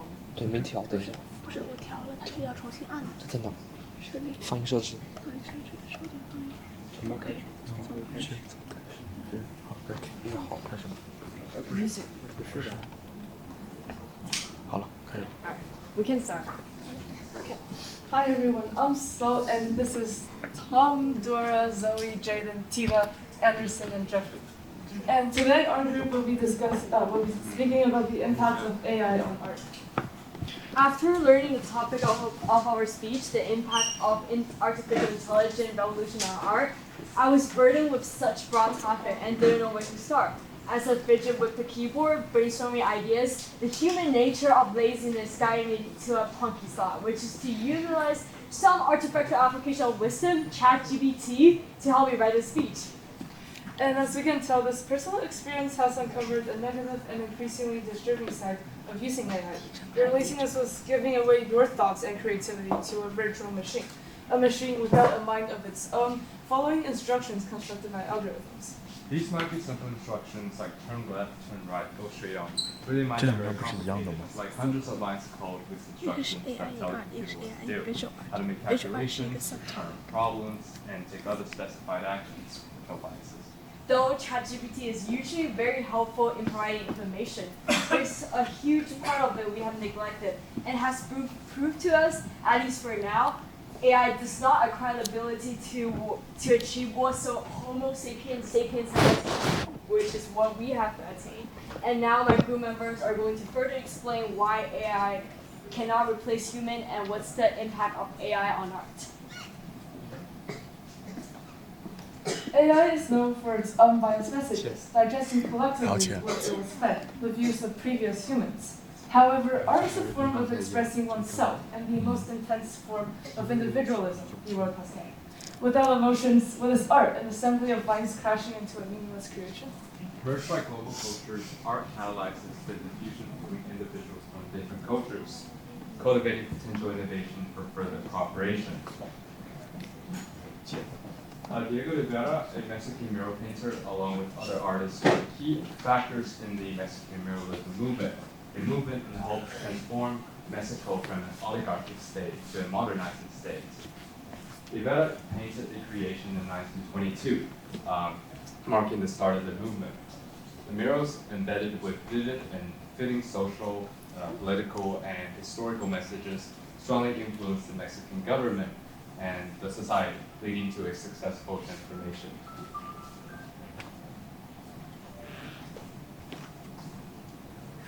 AI art is good enough to replicate a mural that appears similar to the algorithm, but behind that mural there is nothing but algorithm, unlike the deep shared human experience that Rivera manifests in his art. The few studies I've done on the subject suggest that this downside of AI artwork is also found in experiments. For instance, a scientist requested a significant number of people to assess a series of paintings created by AI or by humans. It turns out that the human-made ones had a higher rating than the AI-made ones in terms of value, linking, attractiveness, and distinctiveness. It's pretty clear then that AI art won't be worth or regarded the same as human art, but the potential for AI art is huge. Dr. Ahmed El-Gamal, a professor and researcher, created AICIN, the first completely AI-powered artist to pass the Turing test, which is a test of the machine's ability to act like a human. This is a milestone for AI art. This can make art more accessible to the general public because it will be cheaper than commissioning an actual artist for a drawing. And it prevents dealing with the legality of ownership and copyright issues. Sometimes simple pieces of artwork for decorating your household doesn't need to hold significant meaning, but just be aesthetically pleasing. However, it is important to point out that there was some controversy surrounding using AI art software like Midjourney, because many artists accused the company of using their artwork without permission for teaching the machine, infringing on copyright. In the ever-evolving landscape of music, the fusion of traditional methods and modern technology has opened new avenues for creativity and expression. Music composition, production, and performance have been deeply rooted in human history. Innumerable emotions and stories were conveyed by this form of art presentation through years of practice. The advent of AI has introduced a paradigm shift, transforming how music is created and destroyed. No, created experience. Sorry. AI is now being employed to compose melodies, produce demos, and even change the tone of vocalists, pushing the boundaries of what was possible in music industry. Integrating AI into music composition has both benefits and challenges. On the positive side, AI music composition allows composers to be more productive and providing musical feedback and coordination. AI can also help us to preserve traditional musical styles while exploring new genres. Moreover, incorporating AI into music composition could facilitate collaboration between human composers and intelligent systems. However, artificial intelligence music also has some challenges. The lack of human emotions will be of great concern. It is difficult for AI algorithms to fully understand human emotions because they do not have the same real-life experience. Therefore, despite the advanced AI techniques, music processing can be mechanical and unrelated to human life. The intrinsic definition of music lies in the ability to convey emotion, tell stories, and connect people on a profound level, whether vocal or instrumental. Music performance demands skill and years of practice, as it is an art form rooted in human experience and expression. So, can vocalists truly resonate with a digital AI replica of a soundtrack? While AI composition can achieve technical perfection and mimic human style, they often lack the emotional depth from personal experience and human nuances. Music as a medium of human expression is deeply rooted, intertwined with the artist's own emotion, stories, and imperfection. AI, however, has the potential to revolutionize the music industry in other ways.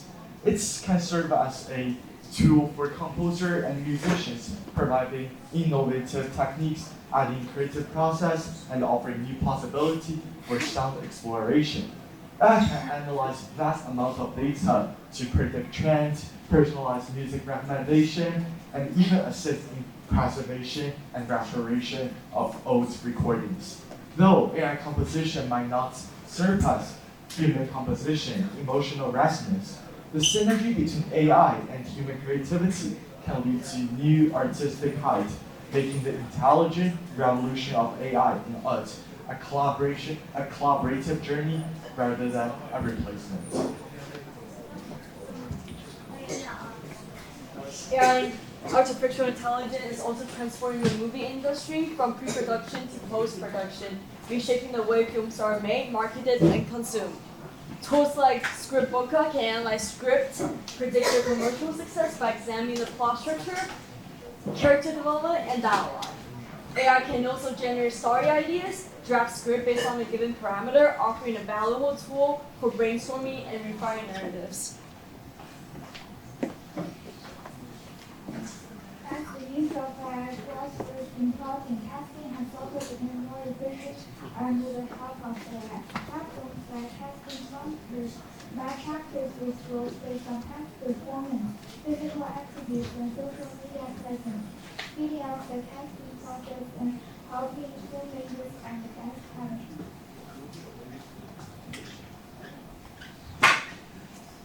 In production, AI enhances various aspects of filmmaking. AI-empowered tools excel in creating realistic special effects and animations, reducing manual labor. Machine learning algorithms identify and correct errors in footage, improving production quality. For movies that require high-level special effects, AI is significantly assisting post-production. Video editing tools like Adobe Premiere Pro and Final Cut Pro automate repetitive tasks such as sorting and tagging footage, making editing faster and more efficient. AI also assists in color correction, audio enhancement, and visual effects. Deepfake technology, while controversial, creates realistic visual effects like de-aging actors or resurrecting performers, opening up a world of new creative possibilities. However, it also raises some ethical concerns. Predictive AI analytics tools can analyze social media trends, box office performances, and audience preferences to develop a targeted marketing strategy, allowing studios to reach the right people with the right message. AI also powers content recommendation systems on streaming platforms like Netflix and Amazon Prime, enhancing viewer experience by suggesting movies and TV shows that align with individual preferences. Additionally, AI optimizes content delivery, ensuring high-quality streaming under varying network conditions. Despite its benefit, AI integration in the movie industry also presents debates. Job loss is a major concern, particularly in script writing, editing, and visual effects, where AI can perform tasks traditionally done by humans. Ethnic dilemmas are also paramount. Deepfakes, for example, raises questions on consent and potential misuse, knowing that AI can only generate new idea based on the pre-existing database. The unintentional usage of videos without author's content has the potential to lead to copyright violation. Additionally, AI-driven content recommendation can also create echo chambers, limiting exposure to diverse perspectives and reinforcing biases. AI is undeniably transforming the art industry, offering numerous opportunities for innovation and efficiency.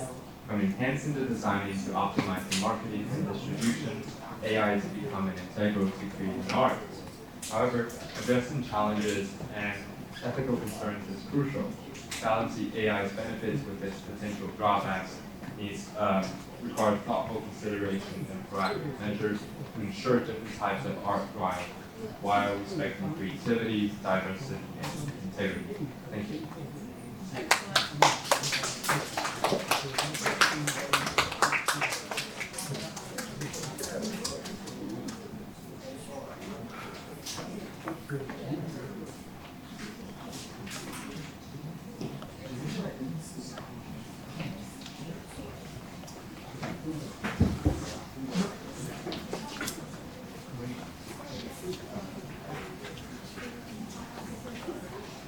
别太拘谨，说大声一点。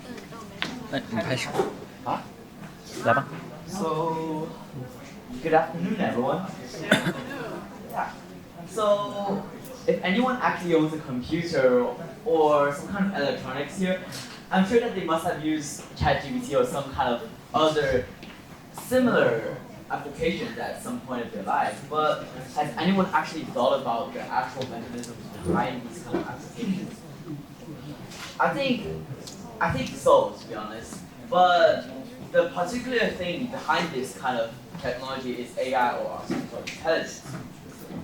AI is a technology full of potential, but as it was said, AI is not the future technology. However, it's a technology that is present and shaping our future right now.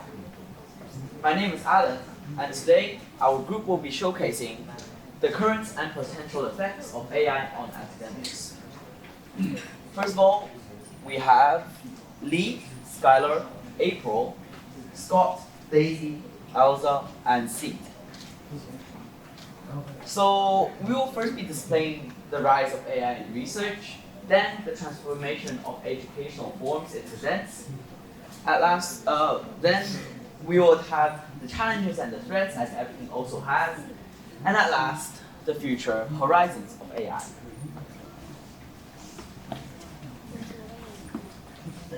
And it is well recognized that the process of AI data handling is intensively used in labs, and it can be simplified into following basic steps. Initially, the AI system needs to collect the required data, and the AI will identify any process errors in data to ensure the accuracy and transform it into a form that is conducive to subsequent analysis. This may include standardized data like tables, pie chart, and line charts.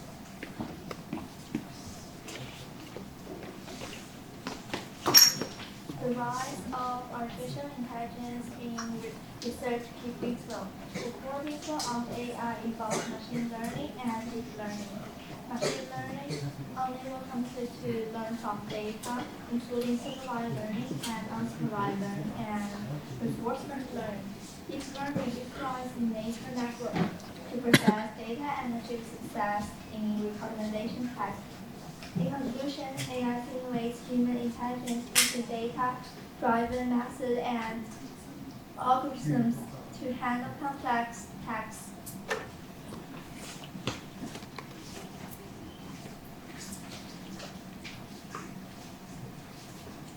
These two pictures shows that how can we generate the images through the image prompt. Here we consider that an useful AI tool in these two images is an AI system developed by Beijing EP4丨technology company limited. It has various functions such as Q&A, multi-round dialogue, creative writing, code generation, and virtual dialogue. It can concurrently processing data in multiple states, such as text, speech, and images. 11 Labs offers an exceptional AI5 model, allowing us to generate high-quality AI5 over for video presentation. This technology enables us to utilize multiple types of voices to meet different requirements. For instance, we can select voices with different tones, accents, and languages, ensuring that our presentations are engaging and customized for each people. Here is a short demo video showcasing my project and its capability.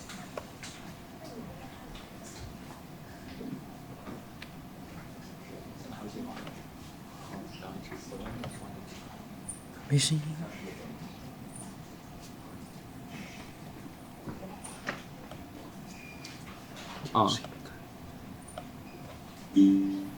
Invited us into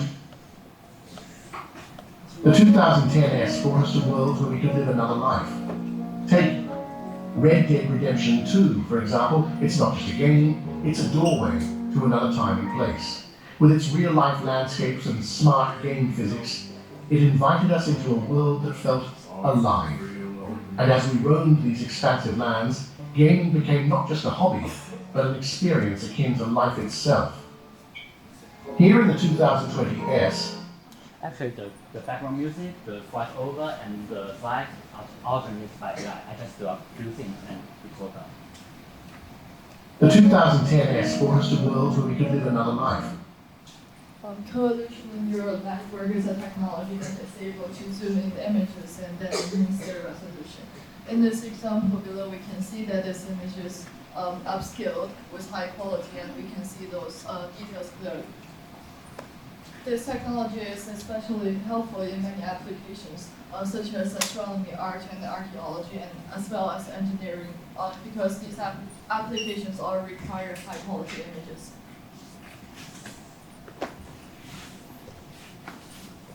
Even though AI seems to be beneficial, but there are still potential challenges. AI models like GPT-4 can generate essays and articles that seem original but lack genuine academic value due to insufficient research.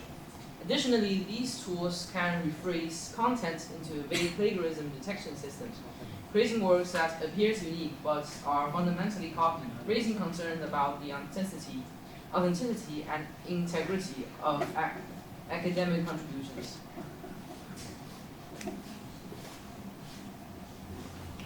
Let me review the ethical considerations and challenges that posed by AI. With the continuous development of AI technology, it has brought some potential dangers and troubles to people. Among the issues people are considering include data privacy breaches, jobs replaced by AI in the future, and accountability issues. If we look at the impact of AI on learners, we can take advantage of a website called Trinity, which offers a range of tools to help educators maintain academic integrity, evaluate student work, and foster original thinking. So, let's lead with curiosity, innovate with purpose, and shape a future we are really proud to be part of. Together, let's envision a future horizon that inspires us all.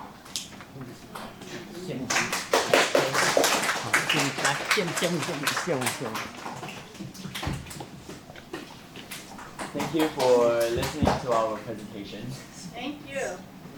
这堂传统文化中对形和神的理解，一个有意义的艺术作品应当形成兼具。随着技术的发展。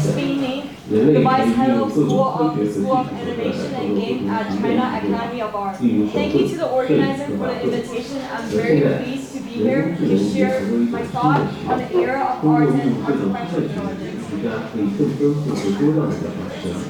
Historically, every time a new technology emerges, the art will undergo a period of transformation. For example, the evidence of photography was once as a threat to traditional painting, but ultimately it became another means for artists to express themselves.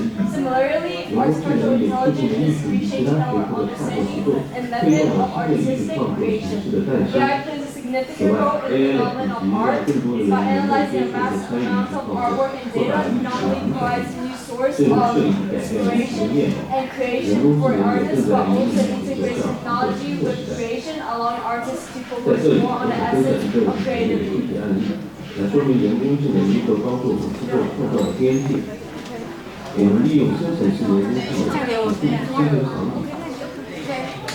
So thank you all for joining us today. We hope you found the performances and discussion enriching. Have a wonderful day. Thank you.